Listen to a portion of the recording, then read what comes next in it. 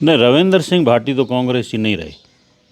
रविंद्र सिंह भाटी का जो परिवार है ना, वो इनके जो दादा लगते हैं श्याम सिंह जी, वो कांग्रेस पार्टी में रहे थे और उप प्रधान भी रहे थे शिव पंचायत समिति के कांग्रेस पार्टी की तरफ से। कहते तो ये हैं कि अमीन खान साहब ने उनको खूब सपोर्ट किया था 2023 के चुनावों में।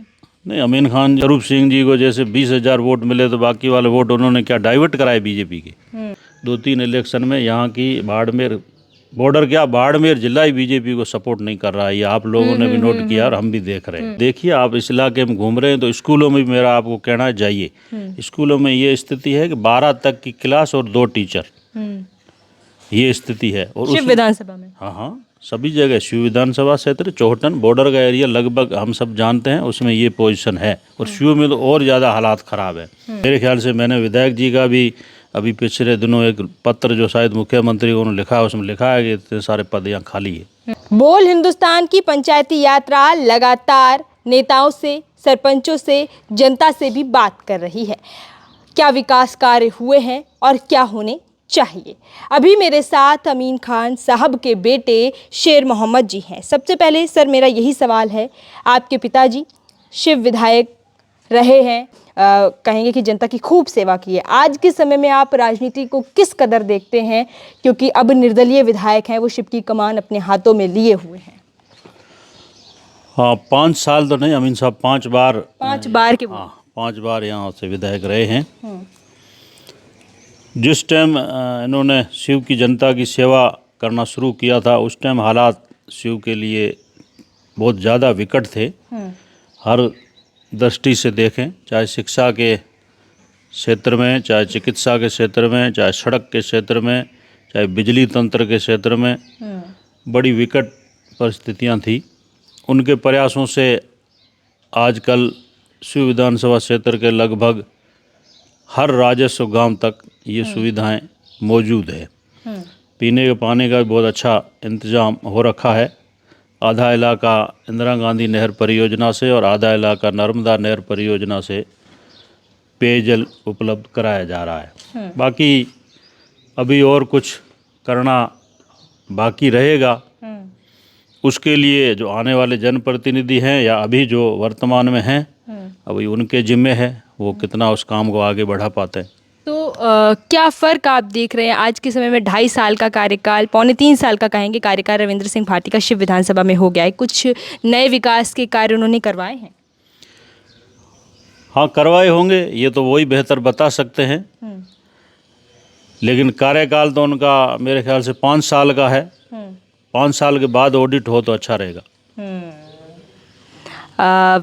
आगे आप अपना फ्यूचर जो है राजनीति में, अपने पिता कहेंगे कि उनकी अब 5 बार के विधायक रह लिए, 10 बार चुनाव लड़ लिया, तो आप क्या सोच रहे हैं? क्या आप उनकी जगह लेंगे? आप राजनीति में आएंगे?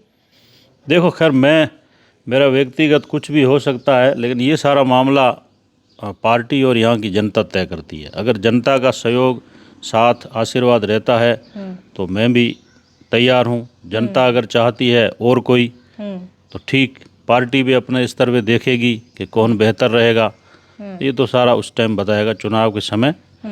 जनता अगर चाहेगी, पार्टी चाहेगी तो हम बिल्कुल मैदान में रहेंगे। कंट्रोवर्सी जो है शिव विधानसभा के लिए हमेशा से चलती है कि रविंद्र सिंह भाटी जो यहाँ से अब निर्दलीय विधायक हैं, वो एक समय में कांग्रेस के कोर वोटर हुआ करते थे, कांग्रेसी थे। तो अब जो है स्वरूप सिंह खारा कहते हैं कि वो कांग्रेसी हैं, लेकिन रविंद्र सिंह भाटी कहते हैं कि ऐसा कुछ भी नहीं है।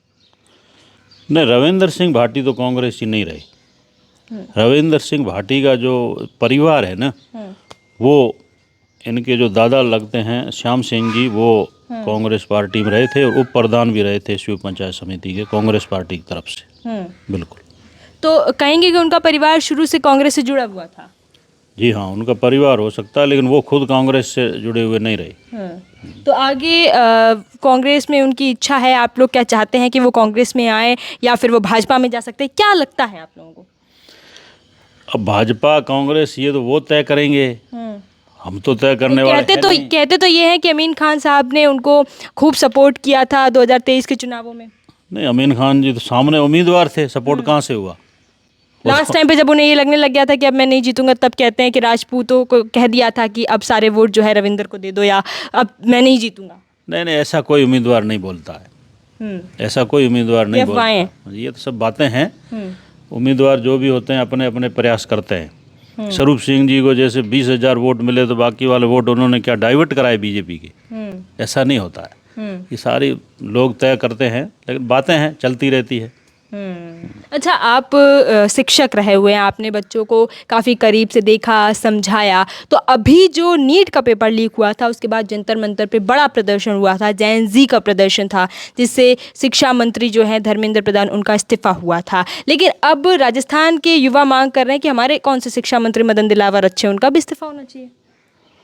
हाँ बिल्कुल मांग कर रहे हैं, और इस्तीफा होना चाहिए। अगर बच्चों को ये लगता है कि भाई ये शिक्षा मंत्री सही नहीं है तो इस्तीफा होना चाहिए। लेकिन आज की जो जनरेशन है ना, उसमें और पहले वाली जनरेशन में एक फ़र्क है। ये फ़र्क ये समझिए कि आज के लोग जो आ रहे हैं ये सीधा रिजल्ट तुरंत चाहते हैं, एक, और तर्क से बात को समझने की कोशिश करते हैं। तर्क उनको सटीक लगा तो आपकी बात से ही संतुष्ट रहेंगे, और जो ये मन में ठानते हैं कि भाई ये रिजल्ट हमारे लिए बेहतर होगा और ये होना चाहिए, तो वो भी वो पक्की उम्मीद रखते हैं कि भाई ये होना चाहिए, और उसके लिए पूरी जद्दोजहद वो करते हैं।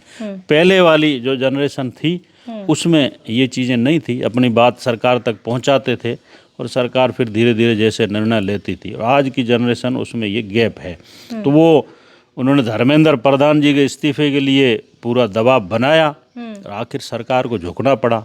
लेकिन बात भी उनकी वाजिब थी कि इतने बड़े पैमाने पे पेपर लगातार आउट हो रहे थे, तो जो मेहनत कश बच्चे हैं उनके लिए एक तरह से आप समझो कि वज्रपात हो रहा था। तो उससे उनको निजात दिलाने के लिए वो इस्तीफ़ा ज़रूरी था, और इस्तीफ़ा बाद में सरकार को एक तरह से झुकना पड़ा और इस्तीफ़ा हो गया। मेरे ख्याल से 12 साल की इनकी सरकारी पीरियड में ये पहला मंत्री का इस्तीफ़ा था। अब अगर मदन दिलावर जी की इस्तीफ़े की मांग कर रहे हैं तो वो सही है और उनका इस्तीफ़ा होना चाहिए।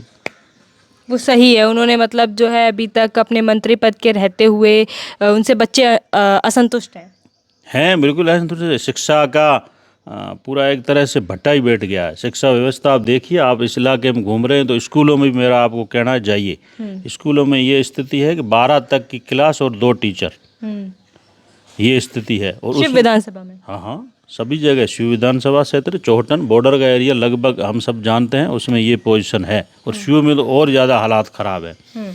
और अभी आपके विधायक साहब तो कहते हैं हमारे यहाँ कोई कमी नहीं है, स्कूल वगैरह अच्छे से चल रही हैं, कोई हॉस्पिटल्स भी अच्छे से हैं। नहीं, मैं उनकी तरफ से कुछ नहीं कह सकता, वो तो बेहतर बताएं खराब बताएं, ये नहीं। मेरे ख्याल से मैंने विधायक जी का भी अभी पिछले दिनों एक पत्र जो शायद मुख्यमंत्री को उन्होंने लिखा है, उसमें लिखा है कि इतने सारे पद यहाँ खाली है। तो मैं उनकी तरफ से नहीं कह सकता कि भाई ठीक है खराब। मैं जो महसूस खुद कर रहा हूँ वो ये कर रहा हूँ, क्योंकि मैं शिक्षा जगत से जुड़ा हुआ हूँ।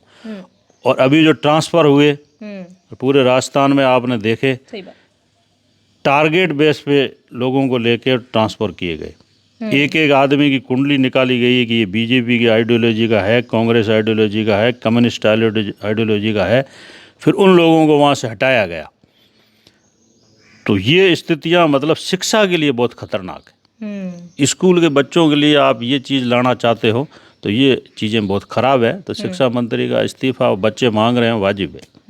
अच्छा, एक मेरा सवाल है, आपने बॉर्डर की बात भी करी थी कि बॉर्डर यहाँ से ज़्यादा दूर नहीं है। अभी बॉर्डर इलाकों में हाल ही में अतिक्रमण के नाम पर कार्रवाइयाँ हुई, जहाँ पर धार्मिक स्थल हैं उनको तोड़ा गया। उसको कैसे देखते हैं आप कि क्यों तोड़ी गई, या फिर भाजपा नेता का किसी का हाथ था, केंद्र से इस कार्रवाई की आदेश आए थे, क्या लगता है? नहीं, आदेश तो आज तक कोई शायद ऑर्डर कॉपी बार न आपने देखी न हमने देखी, ऐसा कोई आदेश तो था नहीं। बाकी जिस तरह से अतिक्रमण के हटाने के नाम पर ये कार्रवाइयाँ हुई, उसमें हमें तो ये लगता है कि ये जो बॉर्डर का इलाका है बिल्कुल शांत है और अनुशासित है। यहाँ सभी धर्म सभी जाति के लोग बिल्कुल एक दूसरे के काम में हाथ बटाते हैं, सहयोग करते हैं और हमेशा मिलजुल के अच्छी तरह से प्रेम से रहते हैं। ये चीज़ें शायद भाजपा की जो आइडियोलॉजी है उसमें फिट नहीं हो रही थी, मुझे ऐसा लगा। तब उन्होंने इस तरीके से एक ये रास्ता निकाला कि भाई इस तरह से इन माइनॉरिटी के लोगों को टारगेट करो तो इलाके में अशांति और इस तरह का माहौल बने, तो बीजेपी के लिए कुछ गुंजाइश हो सके। क्योंकि पिछले 2-3 इलेक्शन में यहाँ की बाड़मेर बॉर्डर क्या बाड़मेर जिला ही बीजेपी को सपोर्ट नहीं कर रहा है, ये आप लोगों ने भी नोट किया और हम भी देख रहे हैं। तो ये उनका एक प्रयोग था, लेकिन मेरे ख्याल से यहाँ की जनता ने उसको नकार दिया है। सभी यहाँ के बासिंदे चाहे हिंदू मुसलमान सभी ने उसका पुरजोर विरोध किया है। बड़े पैमाने पे एक सर्व धर्म के लोगों ने एक मार्च निकाला था, उसका पूरा दुनिया में एक संदेश गया और उसके बाद से शायद सरकार बैकफुट पे है। लेकिन एक तरफा कार्रवाई होती है तो निश्चित रूप से कहीं न कहीं असंतोष होता है। सरकार का ये धर्म नहीं है, सरकार को जन कल्याण के लिए बड़े पैमाने पे सोच के चलना चाहिए, न कि नफरती राजनीति बढ़ाने का काम करना। अच्छा, यहाँ पर सांसद हनुमान बेनीवाल उनका भी दौरा रहा था, वो भी यहाँ पर बॉर्डर के इलाकों में जहाँ पर अतिक्रमण की कार्रवाई हुई थी वहाँ पर आए, तो क्या संदेश था? वो वाकई में लोगों के दुख दर्द पीड़ा को समझने आए थे या फिर एक राजनीति के लिए नई जमीन तलाशने आए थे?